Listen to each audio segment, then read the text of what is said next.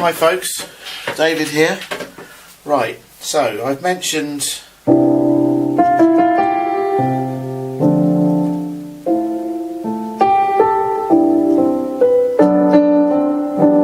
about fast track learning. Well, just a little bit after me speaking, I'm going to show you a little fragment of a video lesson I've sent one of my pupils. He's been learning for 4 months, rank beginner. He's put a lot of time in, but you can see the sort of level he's got to, and we've got there through not getting bogged down with the music. And I also show people how to move about here, because there is a technique. Not many piano teachers do this. You know, you've got to move from here to here. There's a way of actually doing it correctly and quickly. But this is a partnership between the teacher and the pupils, and I think 25% is me and 75% is you, because you've got to be able to practice. That's the key to fast track. I think to begin with, if you're completely a rank beginner, if you could practice 20 minutes a day for 6 days a week, you can even have a day off, yeah? That would set you on the road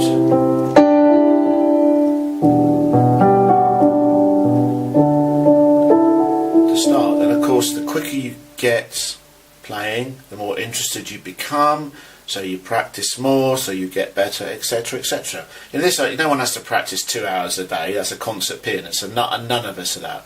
And even me as a professional musician, I cannot practice 2 hours. I can't do it. So if you've got 20 minutes a day, 6 days a week, you know, you can get to a reasonable good standard. You can maybe do half an hour a day, etc. Small amounts of times, many times, is much better than one big wodge right at the end of the week.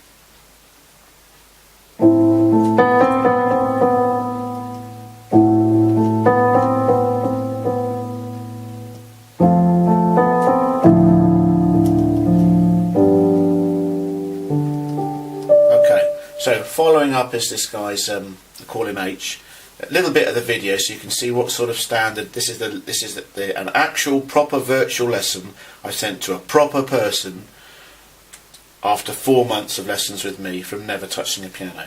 So have a look.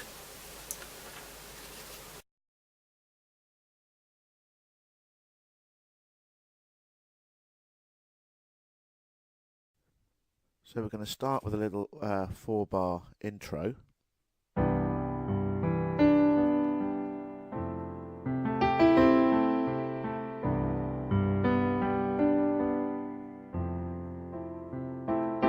Okay, and we want it to be different. So when you do the first scroll, when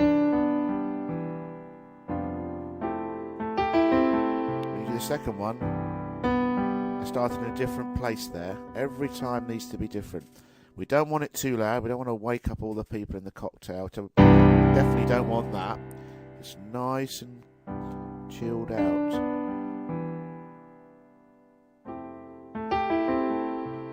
Certainly the first bit, you can get louder in the phrase as you go. So there's our intro. Then we've got the first bit of the lyric, The Faster We're Falling, and we're just going to go.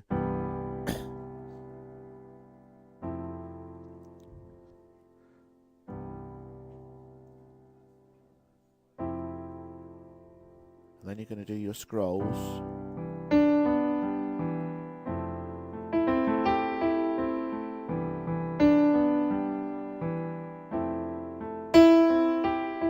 Okay, not too loud.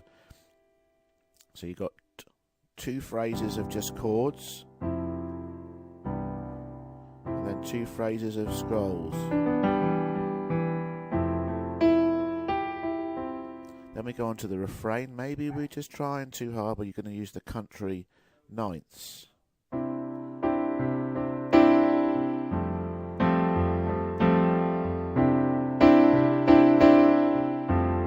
And because these are very bright chords, I think to go down to the F is actually better to go down than up.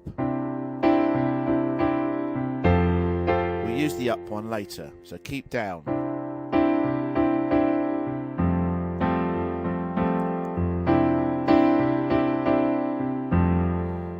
onto the chorus, where we're going to use fragments of the country third. If we did the whole of the country third, sorry, it's F, isn't it? There's too much of it there. The great thing about the country third is it can be extended to be as long as you want, or it can be cut out. So that's really what we're going to have to do. And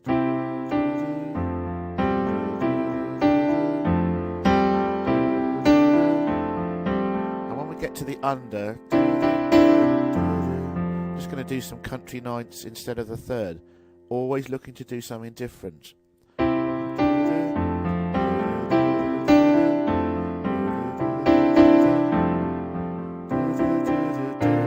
There's our country ninth B.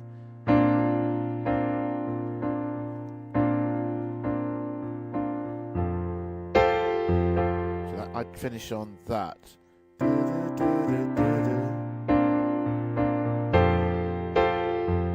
There's where we can do our higher F. There. Okay, and that's going to sound pretty good, I think. Let me just get rid of that. So you got that. Shortened country third. Ninth of variation.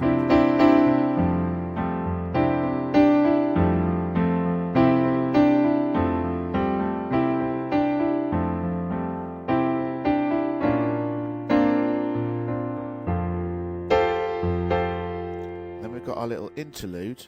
I'm not sure whether we'll keep these aeroplane chords. I might think of something better than this, but we'll use them to begin with because it's a nice introduction. So to me it looks like an aeroplane. Cockpit, wing, wing. Completely symmetrical. And your middle finger is usually on the note of the chord. This is actually C major 7. Okay? And that's F major 7. Related to the major ninths, but much brighter sound. So our little interlude could be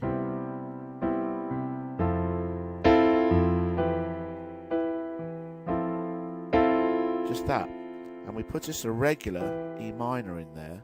It's quite good to put little straight chords in when you're doing these fancy things because it just sort of grounds it a bit. If you make it all too fancy, I don't think it sounds that great. So just putting in some regular chords, straight chords as I call them, makes it sound much more, I don't know, valid, realistic. Otherwise it sounds like you're trying to be too clever. So just press 2 of each one. Remember, your middle finger hits the notes. Then we're going to go back to the second verse with our major ninth. So those bright chords really sort of complement what we're going to do next. And quite often that's what makes music so good. What you do beforehand makes what you do next sound great. So our nice brights.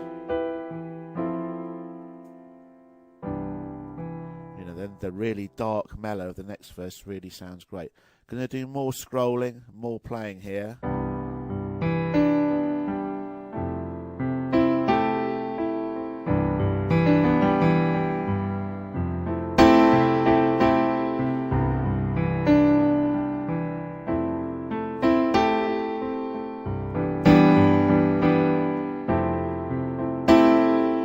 Any combination of chord scroll throughs. I did that sort of broken chord idea there, which is a sort of press the 2 middle ones. Anything that's different, always looking to do something different, makes it better.